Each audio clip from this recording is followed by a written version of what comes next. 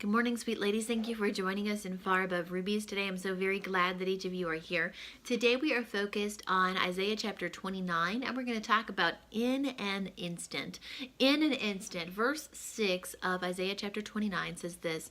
It says, "Suddenly in an instant, I, the Lord of heaven's armies, will act for you with thunder and earthquake and great noise, with whirlwind and storm and consuming fire."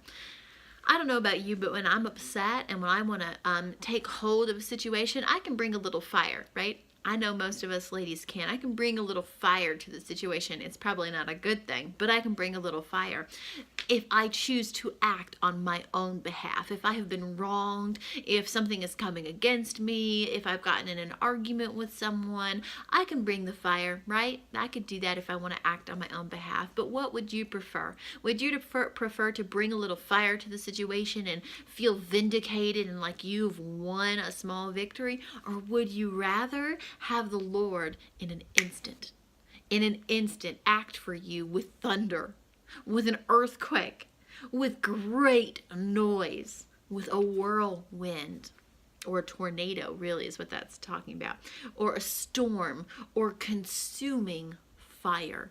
I personally would rather leave my vengeance, my taking hold of the situation, taking charge. I'd rather leave that to the Lord and let Him act on my behalf. I'd rather let Him stand in the gap for me. I'd rather let the Lord fight my battles and move into my situation in an instant better than I ever could, and let Him bring the consuming fire. Let Him bring the earthquake and the thunder. He is not someone that people in our lives are going to want to reckon with when they come against us, but this is dependent upon us keeping a good attitude, us keeping a good spirit, and allowing vengeance to be the Lord's, okay? Not trying to act on our own behalf, not trying to vindicate ourselves, and instead saying, God, I'm going to let you have this. God, I'm going to let you deal with this situation, especially if it's a brother or sister in Christ that has harmed us, and saying, God, they're your kid. That's your kid. It's not mine to deal with. I'm not their mom. I'm not the one that needs to bring punishment or correction. God, it's not my place. It's not my place. I am their sister. That's not the role that we have. God, I'm going to leave it to you and let you be their good father and you deal with the situation. If it's someone that is not a brother or sister in Christ, oh my, batten down the hatches because the Lord is coming. The Lord of heaven's armies, this passage said. I want that visual to stick in your head for a second. The Lord of heaven's armies, the commander-in-chief of heaven's armies, is coming to your aid in an instant. In an instant. It might not be the moment we think it should happen.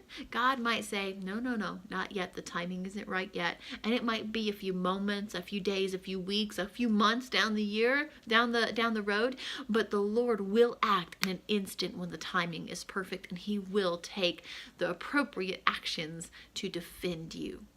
And in His words, the appropriate actions look like thunder, earthquake, storm, tornado, consuming fire, great noise. And I think that sounds a whole lot better than anything I could do to defend my own self. Okay?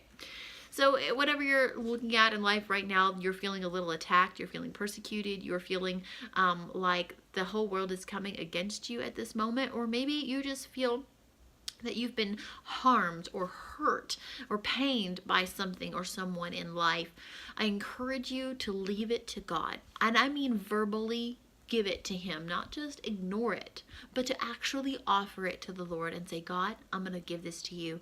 I'm going to lay this at your feet because you are more than capable of handling my situation. You are more than capable of coming to my defense and fighting my battles, God. So I'm going to keep my mouth shut.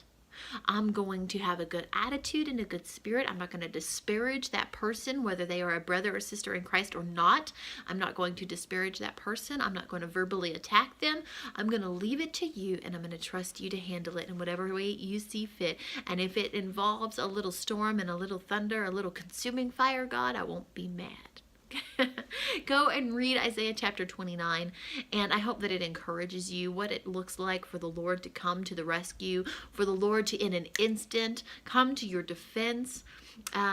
Go and read that. What we read today was verse 6, but there's more there, okay? Go and read the whole passage. And if no one has told you lately, you are loved and you are cherished and you are valuable. You have beautiful, tremendous worth, my friend, and that worth is far above rubies. Thank you for being here today, and I will see you all again tomorrow. God bless you.